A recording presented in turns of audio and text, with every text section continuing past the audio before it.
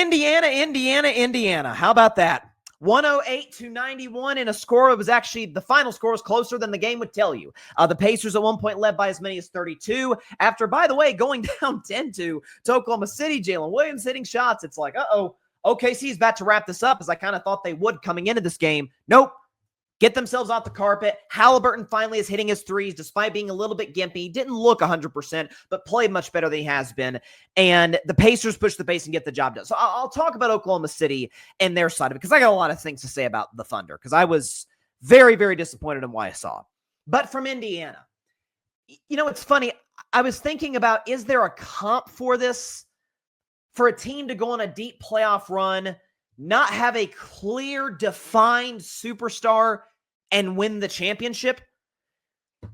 And I came up with, at least in the modern era, 3 examples. The 1979 Seattle Supersonics, no real defined star. The Detroit Pistons, yes, Chauncey was their star, I guess, won Finals MVP, was big in the big games, but they had Ben Wallace and Rasheed Wallace. Like that was a team championship. And this one's going to sound controversial because it involves, in my mind, one of the 10 greatest players ever, but the 2014 San Antonio Spurs. Tim Duncan was, in theory, I guess, their best player, but he was far from peak Tim Duncan.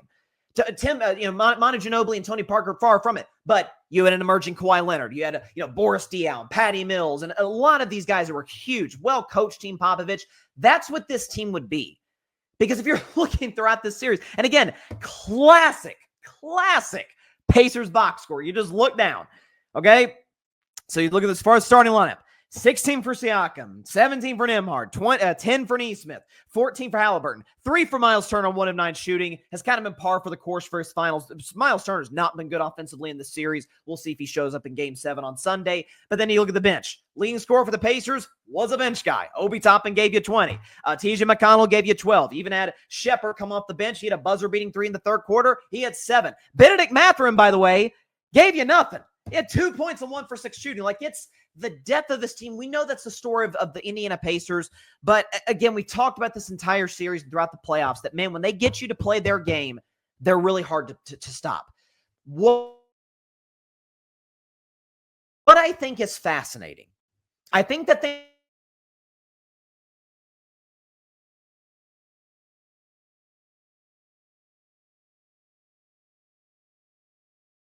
some technical issues. Okay, I think we're back. Sorry about the technical issues. Looks like we should be back on the show. Looking at my monitor. Are we back? Okay, we're frozen on. I'm looking at my monitor on YouTube. Are we still there?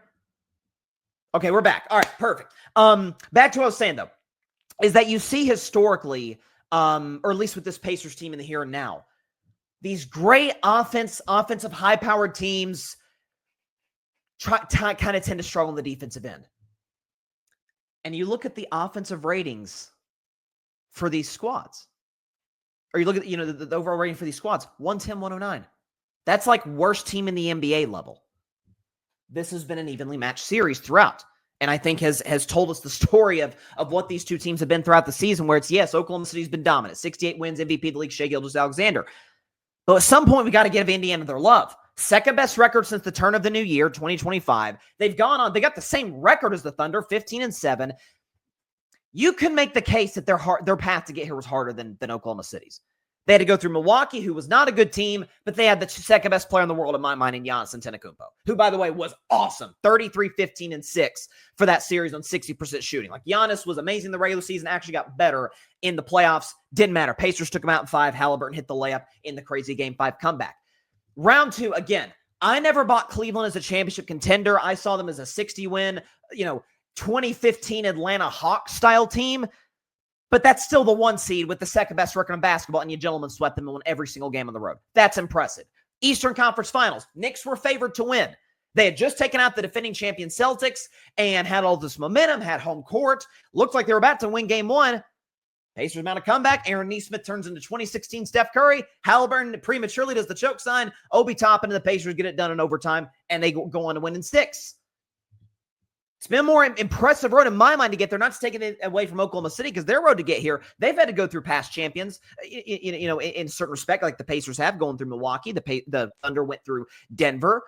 But you see all of this, the resumes are not that far off. Both teams are deep. One's defensive minded. One is offensive minded. One is a great young coach. One is a great veteran coach who's won a championship. And by the way, both teams have a previous champion on their squad. Pascal Siakam with the Raptors 2019. Alex Caruso with the Lakers 2020. Like when you look at this, I mean, I was looking at the odds for this finals and just like revisiting the fact that the Pacers were one of the biggest underdogs in NBA Finals history, which I said coming in was ridiculous. Their contrasting style play to Oklahoma City. Oklahoma City is awesome in the half court. But like any defense, I don't care if we're talking about the bad boy Pistons. I don't care who you're talking about. You get them out transition, get them on their heels. It's just harder to stop. That's how the game of basketball works. That's how the game of basketball in some instances was meant to be played, and the Pacers played at an extremely high level. And so, listen, I almost wonder too with the Halliburton thing. Because his numbers weren't crazy. 14 points, 5 assists, 1 rebound. We can show you, the Tyrese Halliburton game-by-game scoring. We've done this the whole playoffs. He's actually had, relative to the rest of the playoffs, he hasn't been that good. 17.5 against a game against the Bucks and Cavs, up to 19 against the Knicks, down to 14, almost 15 against the Thunder. Again, a lot of that comes from that 4-point Game 5 performance, 0 for 6 from the field. I almost wonder, maybe we were all played like fiddles by Rick Carlisle, by the Pacers training staff. And I said this on Wednesday. I said, like, am I crazy, or do I think this discussion about whether Halliburton is going to play in Game 6 or not is a crazy discussion? Halliburton got hurt in the first quarter, played the rest of the game. Like, this wasn't people comparing it. Oh, it's a strained calf. That's what Kevin Durant allegedly had in 2019. Kevin Durant left the game instantly and had a noticeable limp. And all of us, myself, a Warriors fan watching 6 years ago, oh crap, it was his Achilles. We all thought. And by the way, unfortunately, we were probably validated in that 1 month later when he only played 12 minutes in the finals against Toronto. He hurt his calf first quarter, re-aggravated his calf, what he had injured earlier. Missed some time, came back to the game, played 34 minutes. Played poorly, but played. And then he got 2 days off. You're at home, adrenaline, facing elimination. Like I'm like, yeah, Halliburton's going to play. Like surely he's going to play. Maybe this was, Rick Carlisle, I said on Wednesday show, he said to the media, hey, we're preparing to play Game 6 without Halliburton. The Halliburton saying, if I can walk, I can play. I'm going to give it all I got. Not saying he's not injured, by the way. I'm not implying that whatsoever. But do you think some of that was to get in Oklahoma City's head a little bit where it's, man, everybody's talking about us like we're champions already. It feels like it's been that way since before the finals. Their best player, A, hasn't been playing well the last couple of games, and B, is not 100% whatsoever. I mean, the other coaches act like he's not going to play. We've got this. We just won in Indiana, and they let their guards down. And that transitions me to Oklahoma City. I was really shocked by what I saw from the Thunder. I wasn't shocked by the Pacers. Double-digit scoring. I mean, that's about what I thought Indiana would do. Matter of fact, they were short. Again, they won the game really at halftime and in the first few minutes of that third quarter. But still, with that being said, I thought for this Indiana team, double-digit scorers, going on these long runs, like I thought they put up a great effort. Oklahoma City would win. But I wouldn't have been shocked coming at the Pacers had won a close game, back and forth, and we go to Game 7. It felt like mid-second quarter. I'm certainly not going to use the word quick because that's not true. The most overused word in sports for the longest time was choke. Oh, this guy choked. This team choked. It diluted the word to where if someone actually did perform a total choke job, it was like you lumped it in with other instances where, no, they didn't choke. They just lost a better team. What's become among fans at times, an overused term. Yeah, other team just wanted it more than them. No, that tends to me from the outside looking in be code for it. No, the other team was just better than yours on that particular day. But that actually applies here. Indiana wanted that twice as bad as Oklahoma City did, and the Thunder would have been champions with the win last night. And that's a little bit disturbing. And it's why it's not that they lost a closeout game to win the championship. Michael Jordan's Bulls lost closeout games to win the championship. Steph Curry's Warriors, not just 2016, don't remind me, but 2017 finals, up 3-0 on the Cavs, 1 away from not only a title, but a perfect postseason, which has never been done before, got clocked by the Cavs. The greatest teams ever have lost closeout games in the finals. Or close an opportunity games in the finals, then got on to win. The Thunder very well may do that. It's the fact that Oklahoma City, folks, has had multiple games this postseason where it's like you don't even recognize them from that 68-win team.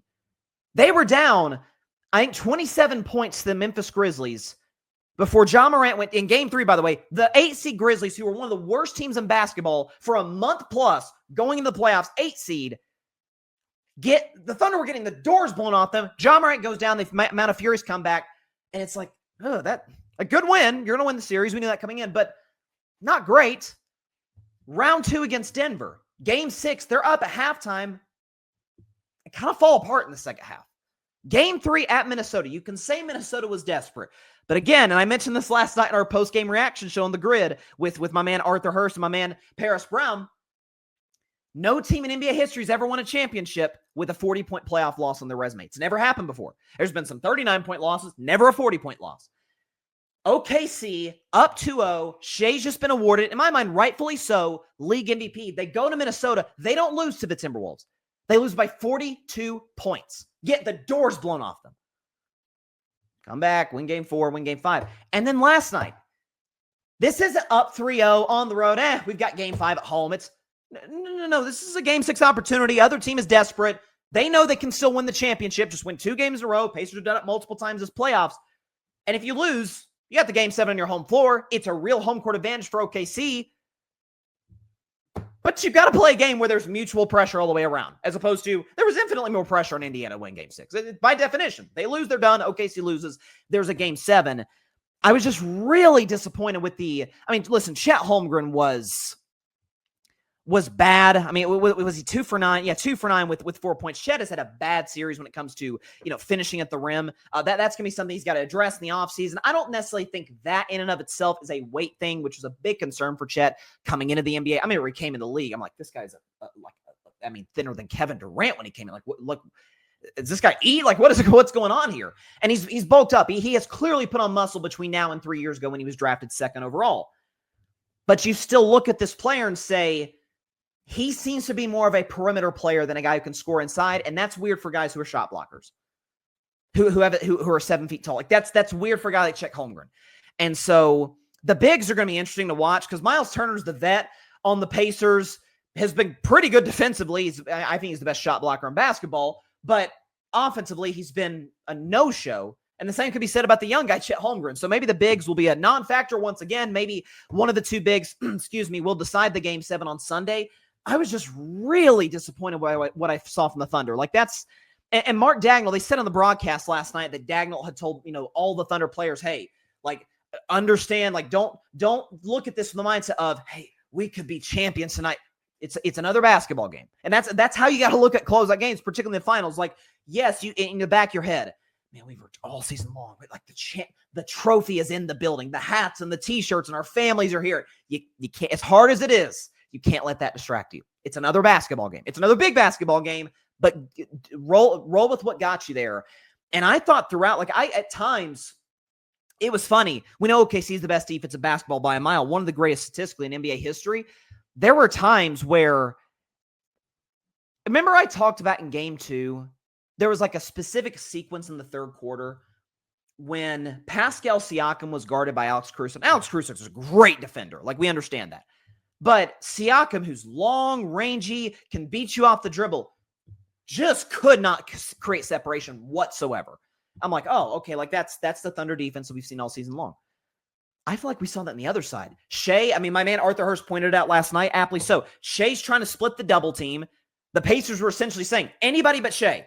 If Jalen Williams goes for 40, it's so funny. Jalen Williams scores 40 points in game 5, is a minus 40. Plus minus. Jalen Williams, minus 40 in game 6, which I think might be the worst in NBA Finals history. I could be wrong on that, but it's somewhere in that ballpark. And then Chet Holmgren's as bad as he is. But listen, we understand the pressure of a game. We'll talk about, game 7 in the history of the finals and like the context of that. My top 10 all time, Bryson's best 10. That's coming up in about a half hour from now or so. And then predict game 7. But I do feel like folks are like, oh, the Pacers are playing with house money. That to me, again, just feels like a dig at the Pacers. Oh, the little engine that could, they're not supposed to be here. And they're just going to, no, the Pacers can win game 7. Oklahoma City obviously can win game 7. But I do feel like just in and of itself, there's just more pressure on the Thunder to win this basketball game. 68 wins, 1 seed, MVP. all of it. And considering that they were, I think wrongly so, and they should have been the favorite to win this series. The resume says they should. They should not have been an overwhelming favorite to win this series. And I think we're in a spot where, I mean, if it is close late, and historically Game 7s tend to be in the finals, that favors the Pacers. And so could we look at this by Monday's show 3 days from now at this time as, man, Thunder had them. Halliburton was 0 for 6. Yeah, the Pacers obviously going to be desperate at home in a Game 6. We understand that.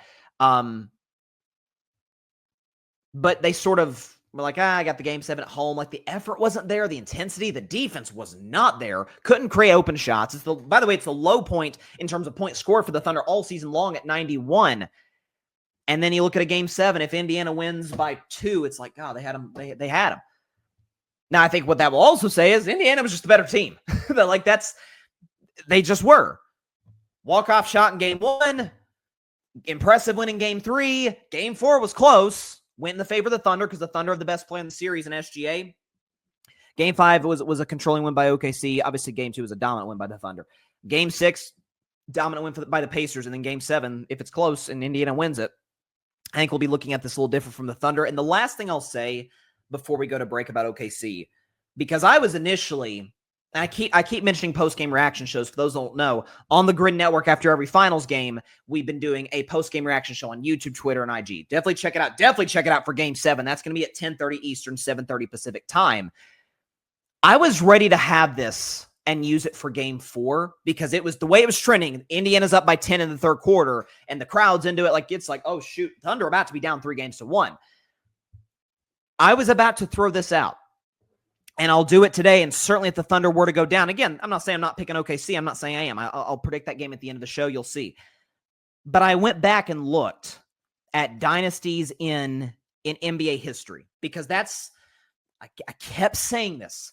I know OKC's great. They were my pick in this series. I still feel like they're the slightly better team with major respect to Indiana. They certainly are the best player in the series. That's not debatable. But when people are saying, oh, man, dynasty, listen. They could be. It's hard to be that in the new CBA. I said after Game 5, Jalen Williams is the reason that they'll be. The SGA, we know what he's going to be. He's a phenomenal player. But Jalen Williams is the key to the Thunder being a dynasty, not draft picks for a high schooler who's, for 2029 pick for guys still in high school. Like that's not going to preserve the Thunder dynasty. It's just not. Historically speaking, that's not how it works. But when you look, I think we've had 7 dynasties in NBA history. 1949-1954 Lakers, they won 5 championships. George Mikan was the NBA's first superstar, led them to 5 titles between 49 and 54. 1957 to 1969 Boston Celtics, they won 11 championships. Obviously, the face of that was Bill Russell. 1980 to 1988 Lakers, they won 5 championships. Magic/Kareem were the face of that dynasty. 1981 through 1986 Celtics, won 3 championships. Larry Bird was the face of that dynasty. 1991 to 1998 Chicago Bulls, Michael Jordan was the face of that dynasty. 1999, this is where it's a little controversial. I think 1999 to 2007, the San Antonio Spurs, I don't know how you argue that's not a dynasty. Like, I always hear, we go to the Showtime Lakers, Celtics, Bulls, then the Warriors. It's like, no. The Spurs won 4 titles in a span of 8 seasons. Like, that's a dynasty by definition. I don't throw the 14 title in just because it feels like there was so much time in between. There was 7 years. I mean, there was a finals loss before that. So 4 titles. Tim Duncan was the face of that team. And then 2015 to 2022 Warriors, hopefully longer than that. I hope that will say 2015 to 2026. But either way, as currently stated, 2015 to 22 Warriors, 4 championships. Steph Curry was the face of that. What do all of those 7 dynasties have in common? Other than that, they have one of the greatest players of all time as the face of their squad. All 7 won their first appearance in the NBA Finals. Every single one without fail. Now, we've had plenty of teams that have not only lost in the finals, lost multiple times in the finals, and with that same cast of characters gone back and won it. I mean, Dr. J was losing finals, got his title in 83. Jerry West, famously, 1-9 in finals, finally got his. Like, we have a long list of teams that were not dynasties, lost the finals, but came back to still get a championship. Or 2, the Detroit Pistons, lost in 88, won in 89 and 90. We do not have an example of a dynasty in the history of basketball that lost their first finals and still went on to become a dynasty. It does not exist. So maybe Oklahoma City defies that. And if they do, kudos. But I do look at this and I say, even if they win Game 7, certainly if they lose Game 7, got a little too premature on that because of a bunch of draft picks. Thanks so much for watching the show on YouTube, and be sure to go click that big red subscribe button and check out the other clips and full shows from Carving It Up Live, as well as our other incredible content creators here on the Grid Network.